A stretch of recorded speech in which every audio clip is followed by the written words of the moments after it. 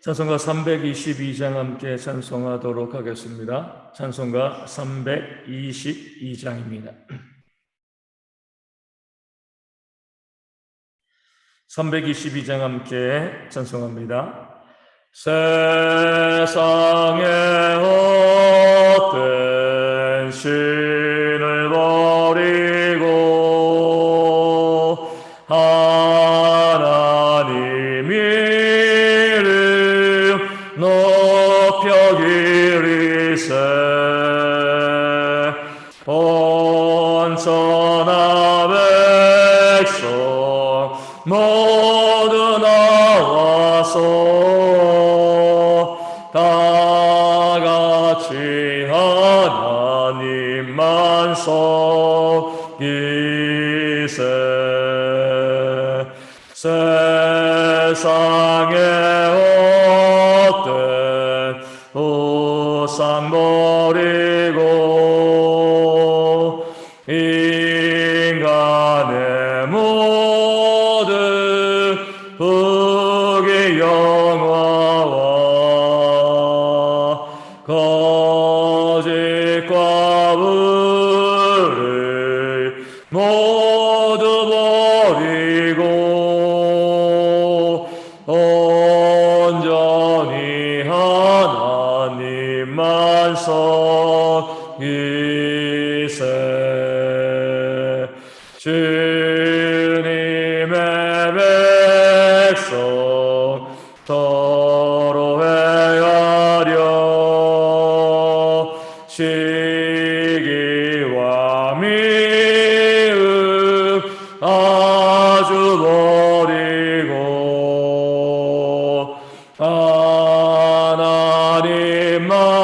하나님만을 홀로 섬기는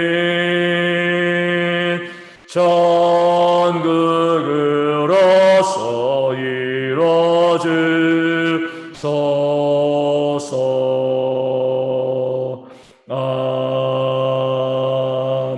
아멘.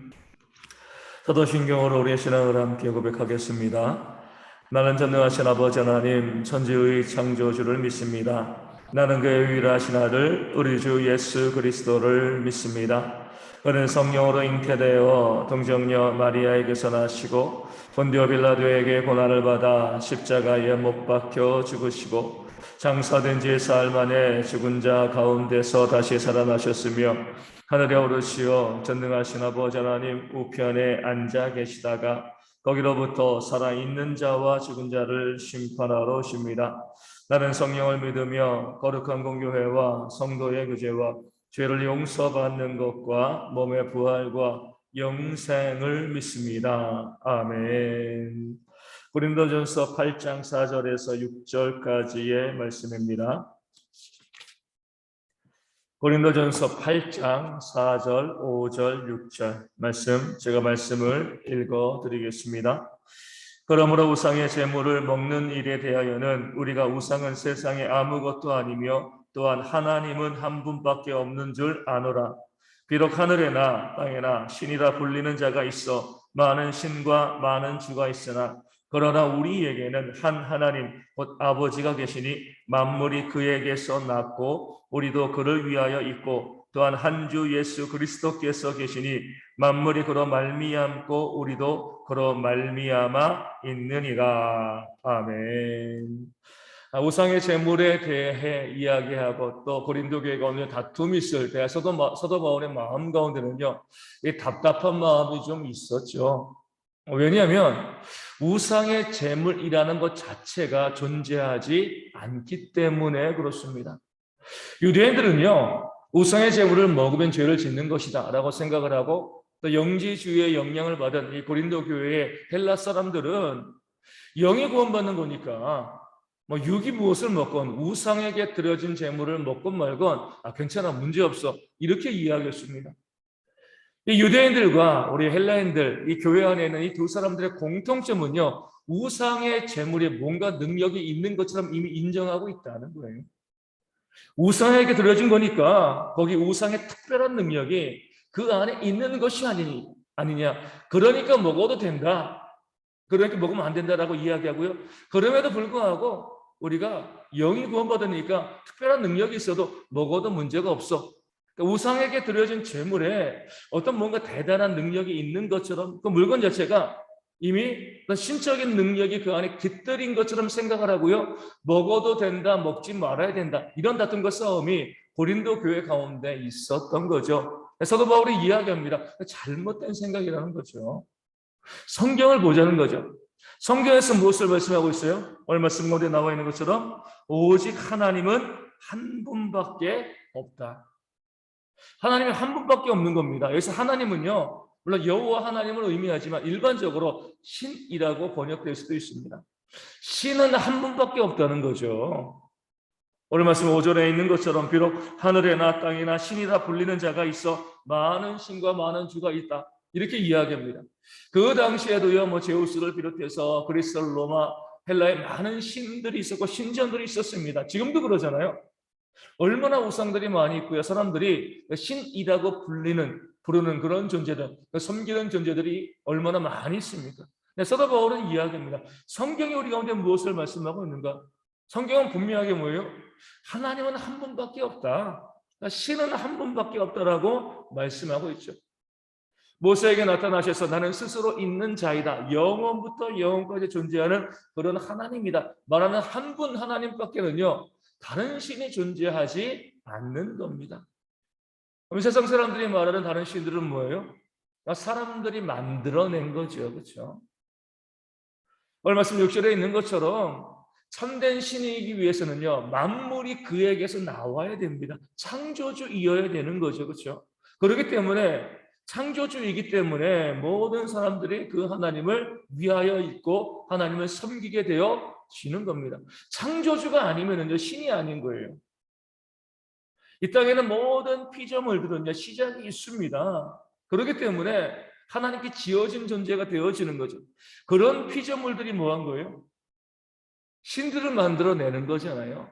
신들이 피조물, 하나님께서 우리 모든 피조물을 만들어냈는데 그 피조물인 인간이요, 그들의 공상과 그들의 생각으로요, 신을 만들어내고요, 영적인 존재를 만들어내고 그런 존재를 섬기는데 성경을 보면 그런 존재는요, 실제적으로 없다는 거죠. 그 어떤 신도 하나님 위에는요, 어떤 신적인 존재, 창조주는 이 땅 가운데 존재하지 않습니다. 우리 아이들에게 우리 정지도 그러지만 동화책을 읽어주면 참 곤란해요. 그러니까 우상 숭배의 배경이 있는 동화들이 많이 있잖아요. 용궁도 있고, 인어공주도 있고, 만들어내는 많은 이 공상으로 만들어낸 그런 신적인 존재들이 있잖아요. 하지만 실제로 어때요?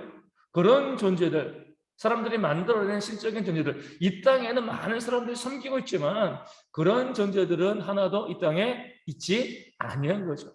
오직 신이라고 불릴 수 있는 분은요, 우리 하나님이라고 불릴 수 있는 분은 여호와 하나님 한 분밖에 없습니다. 물론 귀신들은 있어요. 하지만 신이 아니죠, 그렇죠? 귀신은 어떤 존재예요? 하나님이 만든 그 피조물인 천사들이 타락하여서 사탄이 되어지고 우두머리가, 그리고 귀신들이 이 땅 가운데 존재하는 겁니다. 그도 다 피조물인 거예요. 창조주이신 만물이 그에게서 나온 이 창조주 하나님은 오직 하나님 한 분이시기에 신은 하나님 한 분이신 겁니다.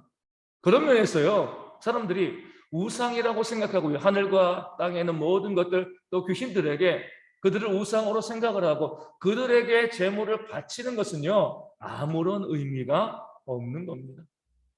신이 존재하지 않으니까요. 그렇죠? 신이 존재한다라고 하면 그들에게 드려진 제물이 의미가 있습니다. 하지만 신이 존재하지 않으니까 그 제물 자체는요, 우상을 숭배하는 그 모습은 죄이지만 그들이 우상에게 드린 그 제물은요, 아무런 의미가 없는 거죠. 예전에 우리 인도에 가게 되었을 때 정말 많은 신들 그들이 섬기고 있거든요. 우상을 숭배하고 있는 거죠. 그러니까 신이라고 생각하고 섬기는 거죠. 그래서 거리 어디를 가거나 그 땅 어디를 가거나 가장 많이 보여지는 것은요, 이 꽃다발이에요. 꽃다발. 꽃을 예쁘게 꾸며가지고 신들에게 다 바칩니다. 그러면 그 꽃들이요, 신들에게 바쳐졌다고 해가지고 더러운 것이 되어지는 건가요? 신이 존재하지 않기 때문에 꽃은 꽃인 거예요. 그렇죠? 야, 저기 우상에게 드려진 그 꽃이야. 아, 부정해. 이렇게 바라보실 이유가 없는 겁니다. 우상이 존재하지 않는데 우리 한 사원에 가니까요. 원숭이를 섬기는 사원이었어요. 그 사원에도 원숭이가 가득하더라고요. 그 사람들이 그 원숭이를 신이라고 생각해서 우리도 그 원숭이를 만지면 뭔가 뭐 이 부정하고 이런 모습이 있는 것이 아니죠. 그냥 하나님이 만들어 놓으신 피조물에 불과합니다. 그러니까 사람들이 어리석어서 신이라고 이야기하고요, 숭배하고 있고 제물을 드리고 있지만 그 신도 아니고 그들에게 어떤 제물을 드려도 신이란 존재가 없기 때문에, 우상이 없기 때문에 그들에게 드려진 제물 자체가 아무런 문제가 발생하지 않는 겁니다. 사도 바울은요, 먼저 이것을 우리로 하여금 생각하는 거예요. 자꾸 우상의 제물, 그 제물 자체가 뭐 특별한 능력이 있는 것처럼 우상에게 드려졌기 때문에 또 부정한 것처럼 거룩한 것처럼 이런 생각을 하지만 우상이 존재하지 않으니까 그 제물에 무슨 잘못이 있냐? 그 제물에는 아무런 문제가 없다. 우상이 없기 때문에 드리는 사람에게는 죄가 있어도 그 제물 자체에는 아무런 문제가 없다는 것이 뭐예요? 성경이 우리 가운데 알려주고 있는 원리가 되어진다는 겁니다. 우리가요, 이런 부분들을 영적으로 잘 볼 수 있어야 됩니다. 왜냐하면 교회 안에서도요, 이 우상의 제물과 같이 어떤 물건 자체에 마치 하나님의 능력이 깃들어 있는 것처럼 바라보는 경우들이 많이 있기 때문에 그렇습니다. 근데 가장 심한 것은 카톨릭이죠. 우리 얼마 전에 이 나라가 이 나라가 아니라 이 나라 카톨릭이 발칵 뒤집어진 그런 이제 사건이 있었어요. 카톨릭은 좀 잔인하다고도 볼 수가 있죠. 우리 그들이 마음대로 성자, 사람인데 이 신의 반열에 올려놓는 그런 사람들 있잖아요. 그 성자를 만들고요, 성자 칭호를 부여해주고, 그럼 뭐예요? 그 성자의 모든 유물 자체에 어떤 거룩한 능력이 있다고 생각을 합니다. 그것을 만지고 그것을 경배하면 내 삶에 뭔가 좋은 일이 발생할 거라고 보는 거죠. 그래서 어떻게 해요? 우리 불교도 그런 게 있지만 카톨릭이 똑같아요. 어떤 한 성자가 죽으면 그 뼈를 해체해서 온 세계에 다 보냅니다. 그 자체가 어떤 능력이 있기 때문에 어떤 성당에서는 어떤 성자의 이 손가락뼈, 발가락뼈, 이런 것을 가지고 있는 거예요. 우리나라의 그 성자의 뼈를 누군가 어떻게 취득했는지 모르지만 이 중고 물품으로 파는 그런 이제 일이 하나 있어요. 그러니까 한국 카톨릭이 난리가 나죠. 성자 유물을, 이 거룩한 것을 어떻게 중고 물품으로 사람들이 사고 파냐? 이 복된 것을, 그런 것을 보면서 야, 정말 우상 숭배에 쪄들어 있는 그런 모습을 바라보게 되는 거죠. 죽으면 그 사람의 뼈에 불과한 겁니다. 그냥 사람의 뼈지. 어떤 사람의 뼈는 거룩하고요, 능력이 있고요. 어떤 사람의 뼈는 아무런 가치도 없고 이런 것 존재하지 않는 거예요. 우상 제물을 드리면서 그 제물 자체에 능력이 있다고 바라보는 것처럼 어떤 성자의 유해 이런 것들이 어떤 능력이 있어서 그것을 가지고만 있어도 우리가 복을 받는다, 이렇게 생각하는 잘못된 신앙 가운데, 그런 잘못된 모습 가운데 빠지면 안 되는 거죠. 교회도 마찬가지입니다. 이 성경 말씀은 하나님의 말씀이 담겨 있기 때문에 귀한 말씀이고 책이지만 이 성경 말씀, 이 성경책 자체가 어떤 특별한 능력을 가지고 있는 것은 아니죠. 십자가 목걸이도 마찬가지예요. 우리 교회에서 보면은 아직도 이제 이 교회에 있는 물건들 성물이라고 이야기합니다. 거룩한 물건이라는 거죠. 하지만 그렇지 않습니다. 그냥 물건인 거예요. 다만 하나님께 예배하고 하나님 예배로 해서 쓰여지기 때문에 참 귀하죠. 그렇죠? 하지만 이 자체가 어때요? 여기 능력이 있거나 어떤 위험이 있어가지고 이것을 내가 만지면 그 자체로 내가 부정하게 된다든가 또 하나님을 모욕하게, 이런 식으로 생각을 하게 되어지면 우리가 신앙에서 멀어져 가는 거죠. 물론 사도 바울은 우상의 제물을 통하여서 성경을 기반으로 우리 가운데 바른 신앙을 갖기를 원하고 그런 신앙을 우리 가운데 요구하고 있습니다.